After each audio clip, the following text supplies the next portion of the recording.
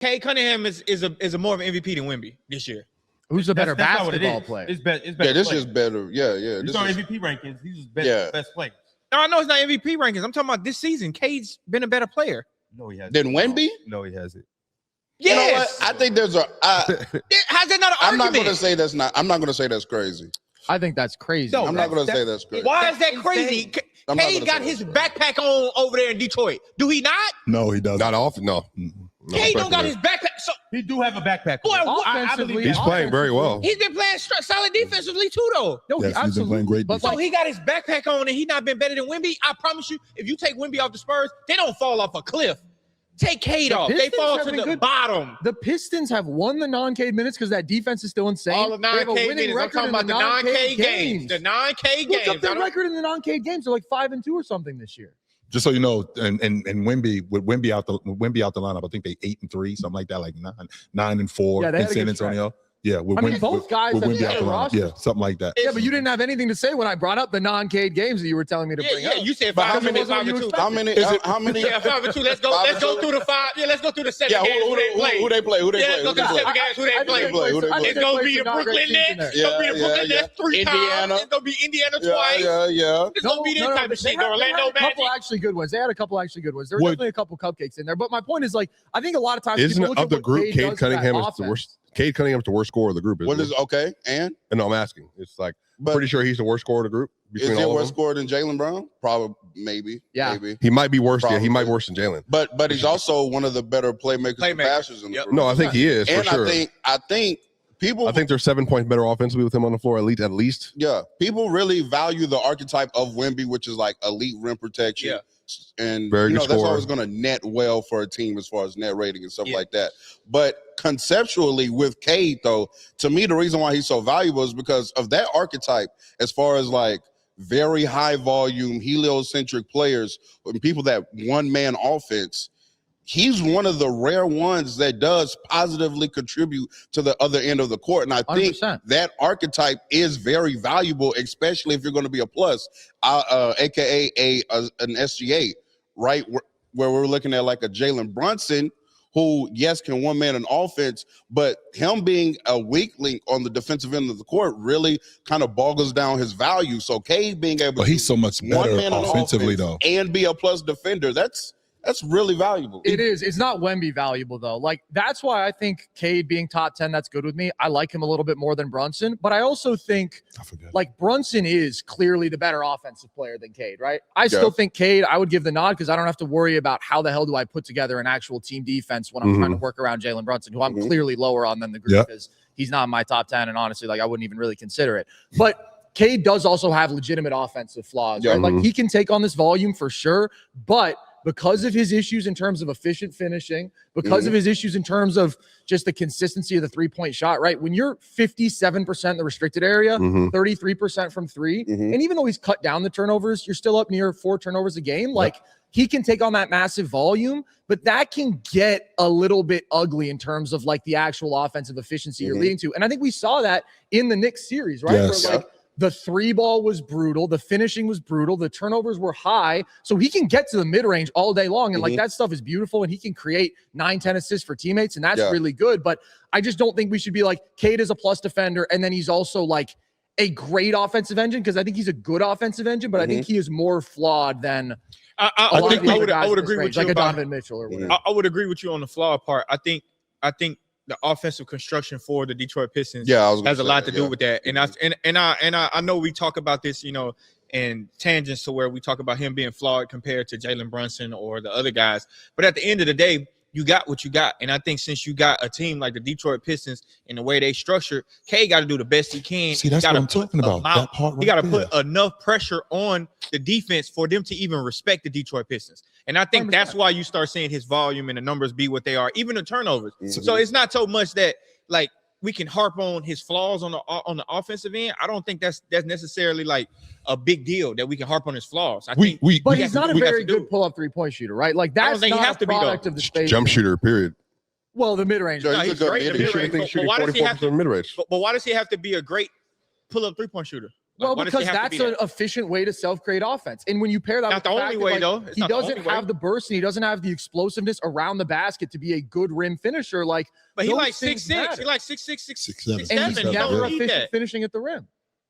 Every basketball player benefits from being efficient at the rim and being an efficient three-point shooter, especially a ball-dominant guard. He's efficient in the mid-range. It's kind of the same thing, to be honest with you. It's not the same thing because a shot at the rim is more valuable than a shot from the mid-range. So not when you make it, it's the same thing. If you make 65% of your shots at the rim, that's more efficient than making 45% of your shots in the mid-range, right? Like, if you're an efficient rim finisher, that's going to be high 60s. If you're an efficient mid-range shooter, that's going to be high 40s. Sure, but volume. We know you're not going to get, unless you're just blowing by guys like all game long, you're not getting that many shots at the rim anyway. So the volume, like when y'all bring up percentages as far as 65%, and then you bring up the 45, Cade primarily plays in the mid-range. So it's not necessarily primarily playing in the mid-range. Like, okay, let's compare him to like the best scoring guard in the NBA, obviously. Sure. Like Shea, who has the elite mid-range game, and then also is able to navigate the tightest of spaces, carve his way to the rim no matter what, and make about 70% of his shots there. But Cade doesn't get there as much, and when he gets there, he makes 57%. Yes, but there's context in between why he's not getting there because Shea's team is totally spaced out more than Shea is playing in more 5 out. Yeah, so like that's context. The gap help is crazy. Oh, for sure. They will literally go boxes and elbows.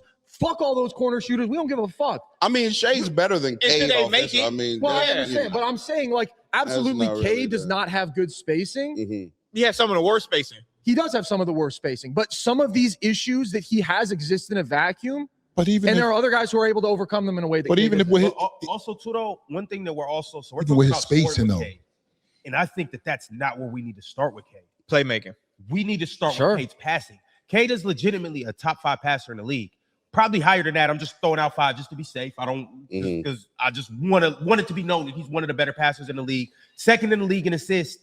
And when it comes to that pick and roll stuff, throwing those lobs, getting to the paint, finding those shooters that he has, Cade is a master at picking apart defenses. And for a 6'6", 7', 6'8" guy to get downhill like that, like and in transition too, like Cade is cold. I think it's everything. Cold. It's the transition. It's maneuvering through the defenses and stuff like that, getting downhill, and his ability to make big plays when it matters the most too. Like a lot of it, like, and I respect the numbers, I respect the percentage. But y'all didn't feel like this way about Cade last year though, because we had conversations because he wasn't as good last year. He's better this year. Cade was also good last year, but he wasn't. And Cade 2 years ago when he was having his career, I remember we had these exact conversation. And I remember you asked me about Jamal jumping from 38 to 9 or 10 or whatever from me.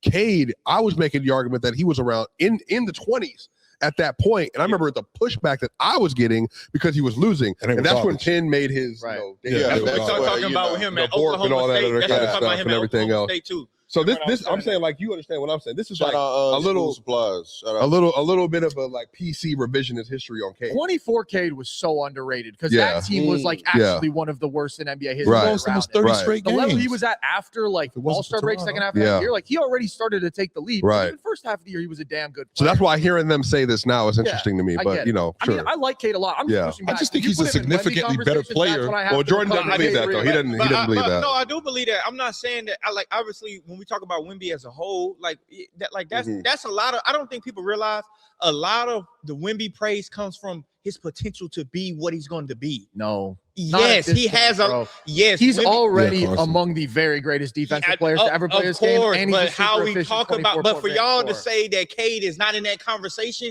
y'all have to be talking about Wemby in a thing of y'all seeing his potential. Because there's no way you about to tell me Cade not in the same conversation this year as Wemby. No way. Wemby's not having a historical season to where nobody can touch him. But I'm with you. But what don't you like? But what don't you? Because I think the better question is sometimes with an accusation, it's a question.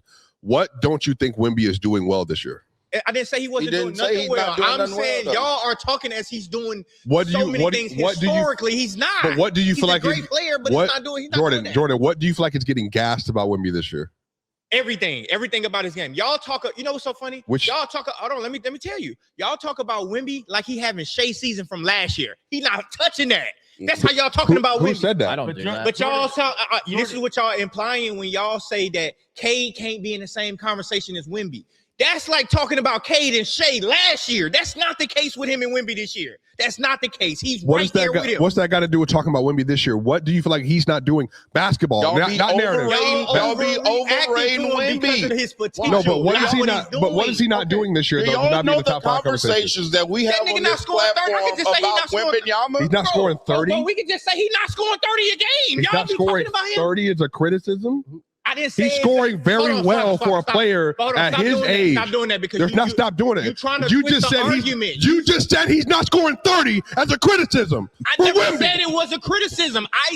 Swiper, do you not realize you asked the question, what is he not doing? And I answered it, and now you saying it's a criticism. Now you answer, nigga, that's not a good argument. Why you keep doing that? I see what you mean. Yeah, why you trying to do that? You literally asked me a question. You said he's not scoring 30. So I couldn't have How many players are scoring 30 in the league? That's not an answer to your question. How many players are scoring 30 in the league right now? There's not an answer to your question. Two. Okay, so he's not scoring 30. So it's not an answer to your question then. It's not an answer to your question. We all got better because of that comment. Wait. He's also playing 49 minutes a game because but that's a him problem. That is a him problem. Yes, that's a him problem. That is a him problem. It doesn't matter in terms of how good a basketball player is. Oh no, absolutely. But of course, I want to give you the context about the Victor Wembanyama conversations on this channel. Okay. Big head, little head right next to you, right? He says that Wemby is a top 5 offensive player in the sport. Yeah, I mean, that's right? crazy. Okay, so wait. Time out. Can I tell you why I believe that? But Ron. No. Let me tell you why I believe this. Okay. And why I stand on this. Because you guys, when you think about offensive players, it's all only about dribbling, isoing, and putting the ball in the hole. Now, if we're just talking about top 5 scorers, I never said Wemby was a top 5 scorer. If we're talking about top 5 passes, we're talking about offensive players. I never said we're talking about offensive players. We're talking about offensive players. I'm talking about the impact. Yeah. That's Jokic, SJ, Luka, Giannis. Right quick. That's 5.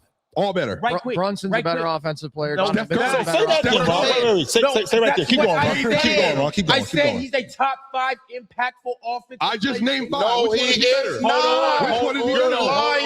Hold on. It's not all about scoring the basketball. We know that. I know that you guys play video games a lot, and all you see is the guys.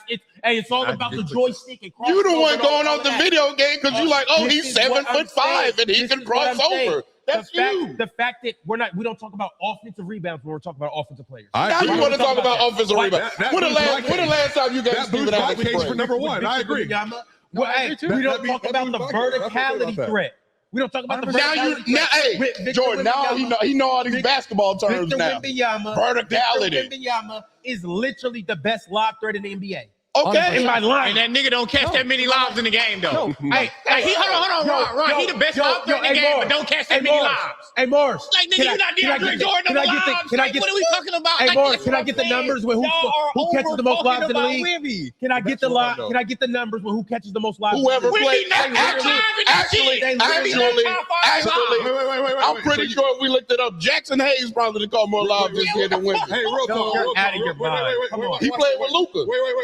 Wait, watch it. I got a question for you. What's up? And this is real talk. Relevant. Do you think Wemby's a better offensive player this year than Austin Reeves? Yes. See, that's what I'm saying. You guys are only talking about scoring. No, Ron, Wemby's biggest limitation as an offensive playmaker is his passing at this point. Like, it's when teams swarm him and send a bunch of doubles, you can speed him up, you can force him into turnovers. We've seen that. Yeah. I don't disagree with what you're saying. Absolutely. Like, his rolling gravity is insane. What he can do, like, just the panic he causes in a defense when he's like, hey, I'm 7'5" and I'm going to pull from 25 feet out. Like, the number of dudes who converge on him, like, totally, that's all valuable. That doesn't make him a top 5 offensive player. I mean, I still have more.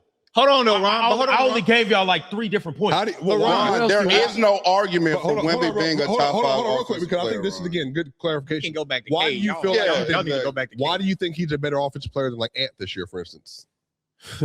You guys gas this Ant kid. No, we don't. You guys what the hell? This fucking no, we not. Holy shit, y'all. We gassing. No, we are not. Nigga, what are we doing? Gas this Ant character. He's gassing Wemby's offense. I think the thing that is getting underrated about Wemby is the fact that he is like by so far the most transformative defensive player on the planet. Yeah, I agree. I agree. The dude who has been most responsible for beating the best team in the NBA is Victor Wembanyama. He single-handedly has created a formula because of what he can do as a roamer. Hold on. Foxy did a couple things in them. Foxy did a couple things. And a lot of that is, and to Carson's point, a lot of that is based on Wemby's ability to protect the paint, Wemby's ability 100%. To protect the rim. So now I can be more of a defender when I'm on the wing. I can be more of a defender when I'm on the ball. Why? Because I got Wemby behind me, cleaning up my messes. How many times have I seen Wemby smack the ball up against the glass when this dude is clearly beat? That's against anybody else at the rim. That's a bucket. I agree with y'all. Only thing I'm pushing back on is the way y'all are talking about Wemby is a little bit biased based on his potential. It's definitely biased. It's my favorite term. It's called biased optimism. That's what you guys are having. Do this stuff, Jordan. None of it is optimism. He's doing it. We just seen the dude score 30. But to say we can't put Drew Timmy, bro, stop, bro. Look, hey, Ron. Let me. Oh my fault. Ron, let me ask you a question. Let me ask you a question. When we ranked the top 10 scores, did you have them ranked in the top 10 scores? Yeah. You did not have him in the top 10, bro. I can't remember my list. I honestly can't remember my list. So you did? Okay, you did it. Wemby wasn't even in the conversation with him. Ron, I'm not asking for no explanations. We finna go through a little series of questions. It's just yes or no answer. Very direct question. Number one. You didn't have him ranked in your top 10 of How do you know? You remember my list? Number 2. I didn't hear that. Number 2. If we did a top 10 passers list, would he make that list? No, he wouldn't. Okay, number 3. If we did a top 10 playmaking list, would he make that list? And you see what that I just need hold you to on. answer You asked me a question, so let me answer it. How you gonna ask me a question and not You're right. You're right. What I'm saying is, that's where I literally started everything at. I said, you guys only want to look at the points in the passing. He does. No, so you said much more crossovers than that. and stuff. That's points and passing, basically. What I'm saying is, you guys only want to look at that when we talk about offensive players, and we don't talk about, once again, the off-ball stuff. Wemby is probably the best off-ball player in the NBA. When it comes to catching lobs, which Steph doesn't do, and Wemby, what is his catch and shoot? But he doesn't generate more. What is his catch and shoot? But he doesn't generate more open opportunity for his teammates than Steph does, though. Even with that, Wemby has the potential. You are yapping right now. You are completely yapping. I don't know. But he doesn't do that better than Jokic either, though. How much Victor Wembanyama bends the defense? Yes, he does. And it's not just pick and rolls. It is the pick and pop too. Victor Wembanyama, if I'm not mistaken, I don't know the exact number. He's like 42% on catch and shoots. And he pick and pops all game long. So how do you rotate defenses when I have a 7'5" dude that's picking and popping? We have to rotate on it. 100%. We have to. Otherwise, he's gonna blow our heads off. But you have to rotate on it. And then what happens when he decides to not pop? He decides to roll. Two dudes have to converge into the paint. Otherwise, it's a dunk on. Or you can just switch. You know what's funny? Even when you do that, I'm still dunking on your head. Or you can switch and put a wing on him. And then what does that happen? And then what happens with that? He struggles scoring oversized. Switching, putting a wing on him and doubling has been the most effective if you put a strategy. 6'6" player on him. How fucking Cade not touch him? That's what I'm trying to talk about. How Cade not touch him? Wemby is on the floor. The Spurs defense, statistically, and if you watch, is like damn near OKC level, which is one of the greatest defenses we've ever seen. Yeah. And when he's the Detroit the defense offense is just okay. Like that level of a superpower just has more impact on the game than Cade. It's not an anti-Cade thing. Okay. What's Cade? What's Cade? You gonna say his 9K minutes? Huh? That's what you gonna say? No, I mean I think Cade is a super impactful offensive player, bro. I'm not trying to be anti-Cade. He's not as impactful as Victor. I disagree because I think Cade Cunningham is more impactful to the Detroit Pistons than Wemby is to the Spurs this year. I don't agree. I think what Wemby does, I mean, Ron's talking about his offense. He's a very good offensive player, obviously. He is one of the greatest defenders ever. He broke the best team in the NBA. He broke their offense. Wait. Yeah, we don't have to talk about the defense. But I do want to ask Carson. Right. That's the biggest component. You haven't brought up the Spurs record this year without Wemby. No, Chill said it. He was right. They were like 9-4. Okay, so I'm just saying. I think they're like even overall this year in non-Wemby minutes. Can't I say that? Wemby is saying Like, I think the Spurs roster coming into the year, I underrated it. They got a lot of good basketball players. Why would you underrate it? Why would you underrate it? But I think that the Detroit Pistons are better than the Bucks. I didn't think Castle was going to be as better as he's been. But I think that the Detroit Pistons, I think that they're the same in terms of like the Celtics, in terms of their style of play. Like Cade doesn't have to be awesome offensively for them to win. That's not what has to happen. He doesn't have to score 30. It's the panel. Religion get built on cam. Where the check throw smoke and the hoes go ham. You ain't never seen hoops out here did raw. Every take got weight, every night we drop. Yeah, this that barbershop. Courtside, worldwide tone. Welcome to the only show that really feel like numbers jumping like the score.